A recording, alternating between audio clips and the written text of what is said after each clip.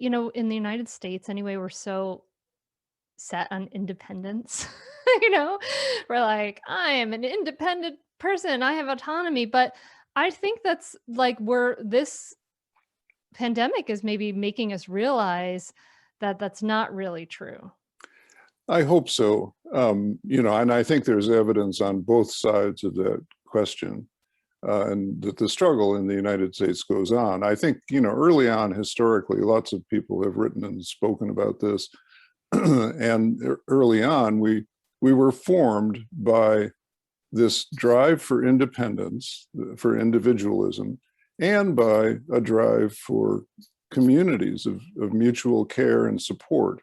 Lots of stuff in the United States couldn't have happened without community, including the settlement of the ever-moving westward frontier.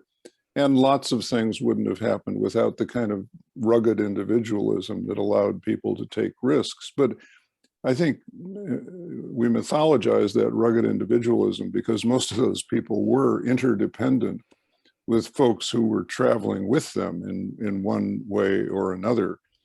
But I think we have part of our country or part of our culture has developed a devolved sense of what democracy is all about. So you get people who apparently believe that what democracy means is simply, I can do anything I want and nobody can tell me otherwise. We see that as part of the pandemic and as part of the response to the pandemic, even if it's against all public health best practices, and even if it endangers the rest of us, I can do anything I want and nobody can tell me otherwise. And then a flag gets waved over that. But the truth is that a democracy is about both independence and interdependence. And it's about acknowledging that we need one another. And that the government itself can't operate without us in collaboration in the most creative ways possible. It's so easy to forget, and I'm not sure why, because these words get quoted a lot. It's so easy to forget that this country was founded on a principle called we the people. It didn't say me the citizen or me the leader. It was we the people of the United States do hereby declare and establish. And that we is to be taken very seriously. And then the next question is, who do we mean when we say we? I learned years ago from a writer or a speaker, I can't remember, who said, you can learn a lot about a person by finding out what they mean when they say we. Who are we identifying with? And as a white man, one of the things I've learned through my work in social change over a number of years is that I and other white people often say we when we mean white people.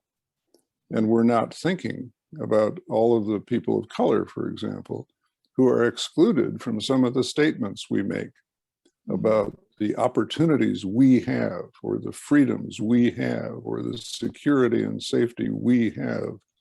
We're thinking about our own tribe. And so this is a time of huge learning, and there is good news. I agree with you on that.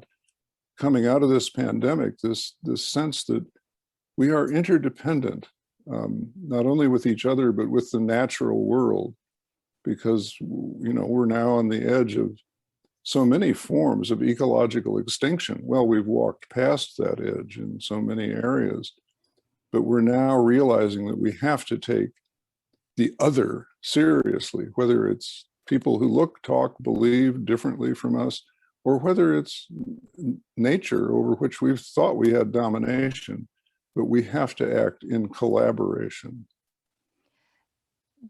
Do you see this as like kind of in some ways like a conflict between that like ego, right? That drive for self-preservation versus that inner teacher. You talked about earlier about distinguishing between the voice of the ego and the voice of that inner teacher. Do you see it as that? Yeah, I do, Hunter. I think the ego always plays a big role in our lives, doesn't it? And it's one of those inner voices that has to be checked and corrected. And I also think, as a little side note, that I need to be cautious when I talk about the problems posed by ego, because a healthy ego is necessary to function well in the world. Yeah. And I know that lots of people, including lots of women, have historically been deprived of a healthy ego. This society was in many ways structured to boost the ego of white educated males who owned land. That was who the founders were, and that was what was built into the DNA of our culture.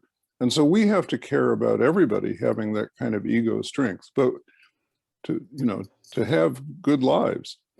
But the ego is exactly that, which, for example, wants to make me say, I've achieved all of this and I've achieved it by myself. I'm 82 years old. I've written 10 books. I've sold 2 million of them. I've made my living as an independent writer for the last 40 years. Look what I've done. But I haven't done it by myself. I have had more partners and collaborators, including my readers, than I can begin to count. Nobody does it by themselves.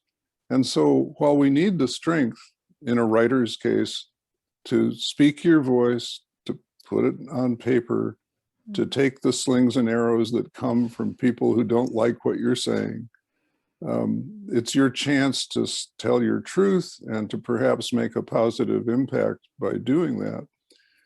Of course, we have that individual responsibility if that's the calling that we feel, the soul's imperative that we feel.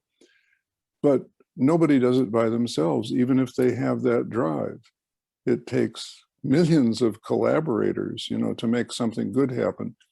And I'll just add one more note to that, because this is one of the things I learned in community. We have to remember that small things count. I think one of the learnings for people in this pandemic is that small acts of kindness count big time. To extend a helping hand, to pull someone out of despair, or at least give them a sense that they're being companioned on a very difficult journey. So when I talk about our responsibility to each other, I'm not simply talking in big macro terms. I'm talking about what's within, as one of my friends says, what's within 3 feet or so of you. He says, you can't change the world, but you can change what's within 3 feet or so. And that includes your friends, your partner, your partners in life and work, your family, your kids, your neighbors, people you agree with, people you disagree with.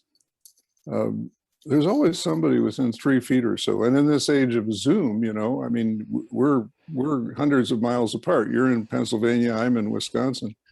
But I'm about 1.5 feet from this Zoom screen where you and I are talking together. So you and I right now have that 3-foot opportunity, right? Yeah. So like as you create more peace in yourself, you create more peace for others, but also as you create more peace for others, you create more peace for yourself. Like it's this, like you said, this interconnection. We're interdependent. I depend on so many others, and yes. And I'll add one word to that. I think the word that we also need to weave in there, Hunter, is the word vulnerability. Because you make yourself vulnerable by saying, I need you. Yeah. You make yourself vulnerable by saying, I can't do this by myself.